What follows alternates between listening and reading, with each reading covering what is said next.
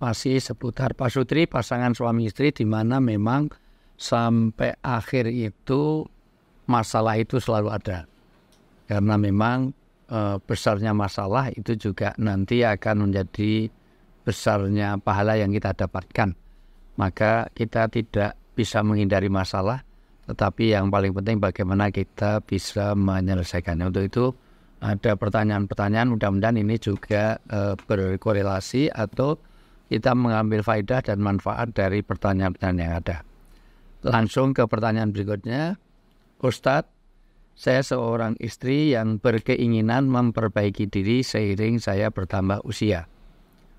Tapi di satu sisi pasangan saya justru sebaliknya, makin sulit meninggalkan maksiat dan mengerjakan kewajibannya sebagai muslim.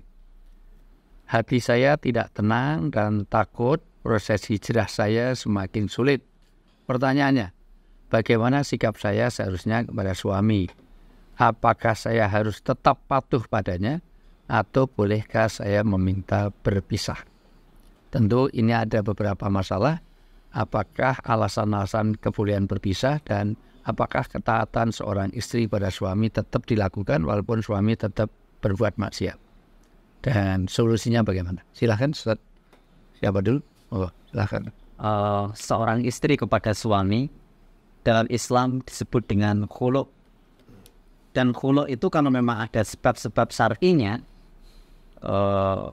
dibolehkan. Misalnya suami melakukan fasik, melakukan dosa-dosa besar, semakin bermaksiat dan meninggalkan kewajiban-kewajibannya ya sebagai seorang suami, maka istri boleh mengkhawatirkan keistiqomahan agama istri. Saat dikhawatirkan seperti itu, maka istri boleh minta khulu'. Bagaimana fatwanya Syekh Al-Utsaimin? Beliau mengatakan tolabul mar'ati min zawjiha al-mudmin alal muhaddarati at-talaq jaizun. Jadi permintaan istri kepada suami yang ini pecandu narkoba, maka secara hukumnya boleh. Ini semuanya tergantung kepada kondisi ibu itu sendiri ya. Memang seseorang itu kalau sudah menginjak usia 40-50 tahun itu harus segera berhijrah untuk menepati ketaatan kepada Allah Subhanahu wa taala. Sementara kalau ada masalah-masalah seperti itu di dalam kitab Al-Mughni juz 3 ayat halaman 323, di sana disebutkan bahwa wa jumlatul amri anal mar'ata idza karihat zaujaha li khalqihi aw khuluqihi aw dinihi aw kibarihi aw dhukfihi aw nahwi dzalika wa khasiyat ala tu'ati haqqallahi fi ta'atihi jazalaha antufali'ahu bihiwadin taftatidihi nafsaha minhi. Yang artinya kesimpulannya dalam permasalahan bertambah maksiatnya suami itu apabila seorang istri membenci atau tidak suka kepada suaminya, baik itu karena buruk rupanya atau karena buruk akhlaknya atau karena buruk agamanya atau karena suaminya sudah tua atau karena suaminya sudah loyo atau alasan-alasan lain yang dia tidak suka, sementara dia khawatir. Yang kedua ini penting juga. Kemudian dia khawatir kalau dia tidak bisa memenuhi hak-hak Allah atas ketaatan kepada suaminya, maka bagaimana disampaikan Ustaz Muzi tadi, boleh dia meminta khulu dengan membayar iwat impas dinginya kepada suami tersebut. Jadi dua syaratnya harus terpenuhi dulu, Ustaz. Jadi dia nggak suka dengan suaminya, entah karena fisiknya, entah karena akhlaknya, agamanya, atau karena sudah tua, sudah loyo. Dan yang kedua dia khawatir, kalau dia yakin aman ya nggak masalah dilanjutkan. Tapi kalau dia khawatir nanti dia juga bermaksiat kepada Allah dalam hal pemenuhan kewajiban pada suaminya, maka diperbolehkan dia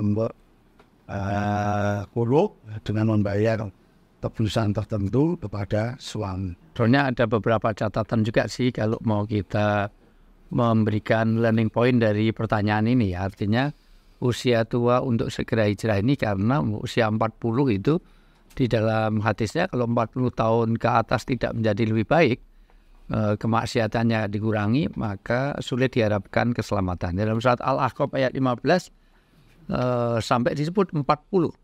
Jadi dan rata-rata kenabian juga diangkat di usia 40 ya. Itu artinya memang 40 itu tanda titik entropi, di mana itu seharusnya memang sudah titik balik untuk bagaimana orang menyadari. Yaitu pertandanya mulai berubahnya warna rambut, mulai perubahan, mulai berkurang, betul.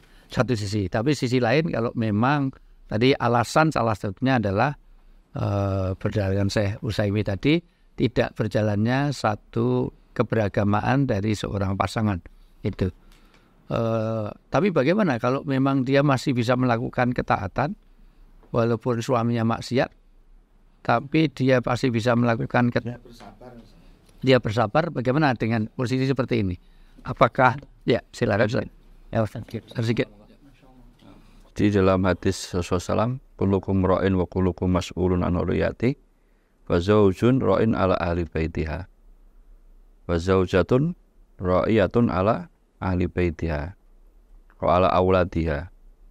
Jadi kalau kita lihat hadis ini, para ulama beristimbat bahwa memang laki-laki ini punya kewajiban bertanggung jawab terhadap isi rumahnya, istrinya, anaknya. Hanya istri, dia punya tanggung jawab terhadap anak-anaknya. Nah sekarang kalau terjadi kemaksiatan terhadap suaminya, bagaimana peran seorang istri? Ya selama ini suaminya masih ngasih nafkah, ya masih nafkah, dia tidak main tangan, misalnya gitu ya, misalnya. Ya, maka istri boleh menasehati, istri boleh menasehati suami, istri boleh bersabar sambil memberikan nasihat. Namun sekedarnya, ya nasihat yang misalnya sifatnya tidak menggurui, ya, tapi nasihat dengan penuh kesabaran lah. Ya itu juga satu jalan baik. Siapa tahu ada sebuah perubahan, ya. Di tengah kesabaran istrinya memberikan nasihat, ya walaupun surganya suami bukan tanggung jawab istri, ya surganya suami bukan tanggung jawab istri di hadis ini, namun istri boleh memberikan nasihat, sekedar boleh, ya maka saya katakan tadi tidak nasihat yang sifatnya menggurui. Nah, mungkin dengan cara seperti ini akan terjadi perubahan sebelum tadi ada yang disampaikan teman-teman tadi ya cerai kalau memang tidak bisa berubah, kalau memang malah menjadi ketarik kepada kefasikan dan seterusnya, itu mungkin terakhir ya. Tapi langkah awal kalau bisa ya sabar, nasihat dalam kesabaran. Sejauh mana batas-batas yang harus ditempuh, karena ini juga minta solusi kan. Satu sisi kalau memang tidak nyaman sampai punya suami yang wajahnya kayak kurma kering saja, itu kan ya dalam riwayat kan ada kan ya, seorang istri itu tidak bisa melayani suami karena suaminya terlalu tidak sekufu lah gitu ya. Kalau mosok wajahnya kayak kurma kering, kurma biasa aja udah nggak nyaman, ini kurma kering. Entah Nabi juga membolehkan. Sisi lain sebetulnya sejauh mana seorang istri harus bertahan. Ini kan maksudnya kan ini dalam konkretnya bagaimana seorang istri yang menghadapi suami yang jauh agamanya tidak terganggu, sejauh agamanya tidak terganggu, ya, dan fisiknya tidak teraniaya, ya dia masih dipenuhi, haknya masih dipenuhi suami dan agamanya masih terjaga. Nah itu misalnya nafkah dikasih pada suaminya selingkuh, suaminya mohon maaf dia pakai apa, mungkin sering mabuk di luar segala macam. Tapi di rumahnya dia tetap memenuhi hak-hak di rumahnya, masih bisa. Baik. Mengenai hukum khulu ya, asasnya rapat permintaan cerai dari pihak istri. Ulama yang membolehkan itu dalilnya sangat kuat juga. Tetapi memang kalau penterjemahan Dr. Muhammad Al-Hafnawi itu di kitabnya Mausu'ah Al-Fiqhiyah fi Zawaj wa Talaq itu jilid 2 halaman 254 ya, itu beliau mentarjih bahwa khulu itu tetap hukumnya makruh ya, mentafsirkan pendapat yang memakruh. Alasannya antara didasarkan oleh hadis lewat At-Tirmidzi begitu ya. Rasulullah bersabda, ayyu mamra'atin, istri manapun iftara'at min zawjiha, yang meminta cerai dari suaminya. Nah, poinnya yang saya melihat Wijayanto, sejauh mana batasannya ya. Di sini kalau punya hadisnya itu memang tidak secara spesifik ya. Hadisnya mengatakan min ghairi ba'sid. Kalau secara harfiah diartikan tanpa ada apa-apa. Ya, maksudnya kemudian diperjelas dalam syarahnya itu maksud min ghairi ba'sid ay min ghairi syiddatin talja'u ila su'alil mufawwah. Jadi memang terkait dengan sebab-sebab yang sangat kuat. Antara lain contoh yang disebutkan dalam fatwa Ibnu Taimiyah itu maksiat yang sangat jelas ya. Misalnya kayak meninggalkan sholat dan seperti itu. Tadi ya, istri manapun yang meminta cerai kepada suaminya tanpa ada sebab yang sangat kuat, maka dia tidak akan mendapatkan wani surga atau surga. Itu istilahnya apa ya, semacam kayak ancaman terhadap wanita yang dikit-dikit meminta cerai. Nah, tetapi di sini juga ada penjelasan lebih lanjut mengenai batasan tadi ya. Meskipun begini, kembali ke pertanyaan ya, kita memang secara spesifik tidak tahu pertimbangan seorang istri ini untuk meminta cerai itu apa ya, apakah sampai meninggalkan sunat, mungkin apakah sampai memukul, apakah tidak memberi nafkah, itu memang tidak dalam pertanyaan tidak disebutkan secara spesifik. Tapi ada beberapa gambaran-gambaran ya, bahwa pada akhirnya jika ternyata setelah mempertimbangkan tadi ya, kalau Ustaz Imad atau Ustaz Ustaz Muji, Ustaz Farman tadi sudah menjelaskan beberapa contoh.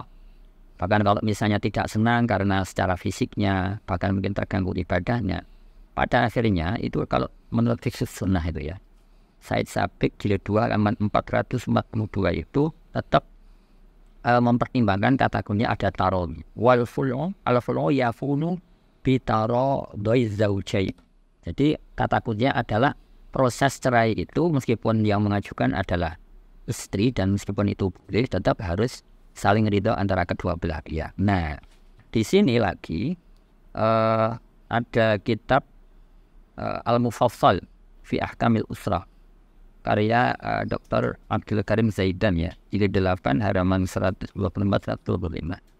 Fa idza kana zauju, apabila suami yang tadi digugat cerai yuhibbu zaujatahu, masih mencintai istrinya, fala yutlabu minhu ijabatu talabiha ala wajhil istihbab. Jadi lebih disunahkan untuk tidak mengabulkan permintaan gugat cerai tadi.